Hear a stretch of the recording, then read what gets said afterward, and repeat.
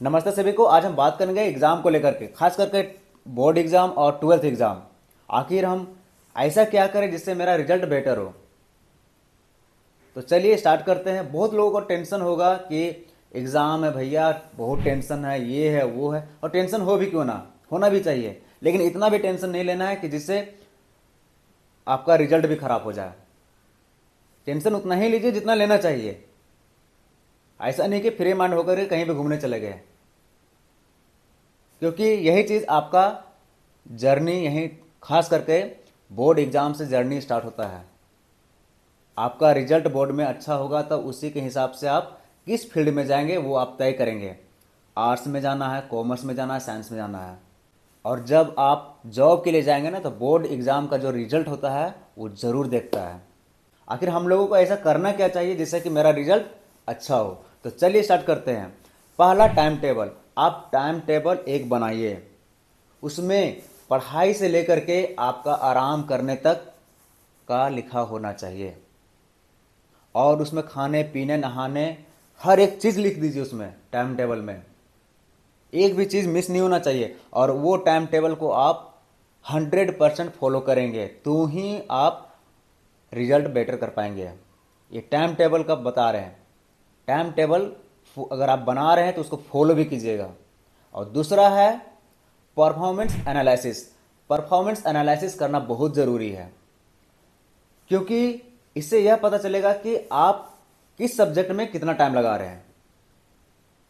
आई बात समझ में? इससे यह पता चलेगा कि किस सब्जेक्ट में आप कितना टाइम लगा रहे हैं। और आप अगर ये नहीं कर सकते तो आप पिछले साल का क्वेश्चन पेपर उठाइए और उसको सॉल्व करने में ध्यान दीजिए। इससे भी पता चलेगा कि आपका परफॉर्मेंस कैसा है, आप कितने समय में लिख लेते हो, ख़त्म कर देते हो उस वो एक सब्जेक्ट को। और कि कौन सा सब्जेक्ट मेरा खराब है, अच्छा है। और कौन सा सब्जेक्ट, मतलब होता है ना कि कुछ सब्जेक्ट होता है जो कठिन हो जाता है और कुछ सब्जेक्ट होता है जो इजी हो जाता है। तीसरा है नींद अच्छा लेना। आप पढ़ाई में ऐसा बिजी हो गए कि नींद का ठिकाना नहीं, नींद भी नहीं ले रहे हैं। कहीं ऐसा ना हो कि वो नींद नहीं लेने के कारण आप बीमार पड़ जाए और हो सके तो एग्ज़ाम भी ना दे पाए। तो ऐसा मत कीजिए। हम मैं जैसा बोला हूँ ना कि आप टाइम टेबल बना लीजिए। उसमें हर एक चीज़ लिखा होना चाहिए, पढ़ने से लेकर के आराम करने तक। तो इसलिए सोना भी बहुत ज़रूरी है। 6 से 7 घंटा नींद लीजिए। जब आप उठोगे तो फ्रेश फील करोगे और पढ़ने में भी मन लगेगा। और अगर जग गए रात भर दिन भर, अगला दिन आप ना पढ़ पाओगे। अगर एग्ज़ाम रहा तो एग्ज़ाम देने में भी हालत ख़राब हो जाएगा।